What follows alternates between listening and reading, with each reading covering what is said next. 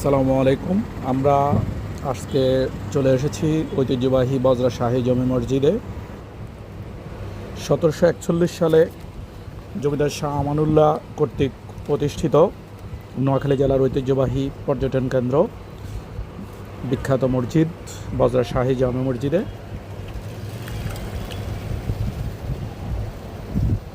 মোগল সাম্রাজ্যের স্থাপত্য নিদর্শন, নোয়াখালী জেলার অন্যতম আকর্ষণ, ব্র্যান্ডিং বলা যায় নোয়াখালী জেলার এই বজরা শাহী জামে মসজিদ। এখন মাগরিবের আজান হয়েছে। মাগরিবের পূর্ব মুহূর্তে মসজিদের একদম পাশ থেকে মসজিদের দৃশ্য, অসাধারণ দৃশ্য, খুবই সুন্দর একটি মনোমুগ্ধকর আবহাওয়ার মধ্যে এই মসজিদটি অবস্থিত। আমরা আজান হয়ে গেছে, এটা মসজিদের একদম গেটের সামনের অংশ। আসলে একটা মসজিদের সামনের গেট এত সুন্দর হতে পারে, এটা এই মসজিদকে না দেখলে বিশ্বাস করা যেত না।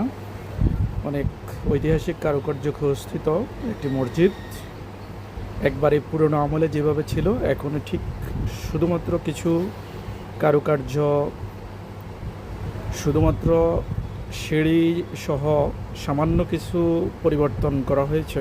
সংস্কার করার পরে মসজিদটি পূর্বে যেমন ছিল বর্তমানেও একই রূপে আছে। এখন ওযু শেষ, আমরা মসজিদের ভিতরে যাচ্ছি। এটা হলো মসজিদের মেইন গেট। মেইন গেট দিয়ে প্রবেশের পরেই সুন্দর একটা প্যাসেজ, খালি মাঠ, নামাজ পড়ার জন্য দারুণ একটা জায়গা। এখানে মোগল আমলে যেভাবে ছিল ঠিক এরকম একটা প্যাসেজ। এই প্যাসেজ পেরিয়ে সামনে গেলেই মূল মসজিদ, একবারই গেটের মতোই মসজিদের মূল গেটও একই কারুকার্য খচিত। ছোট্ট একটা মসজিদ।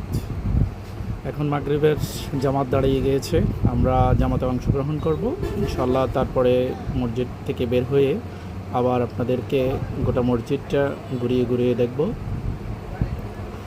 অসাধারণ ভিউ মসজিদের বাইরে থেকে, দারুণ একটা আবহাওয়া। এখন নামাজ শেষ, আমরা বের হব। 3 গম্বুজ বিশিষ্ট এই মসজিদটিতে মাঝখানে কোনো খিলান নাই। ছোট্ট একটা মসজিদ, মাত্র 3-4 কাতারে মুসল্লি দাঁড়াতে পারে, কিন্তু অসাধারণ কারুকার্য পুরো মসজিদেই।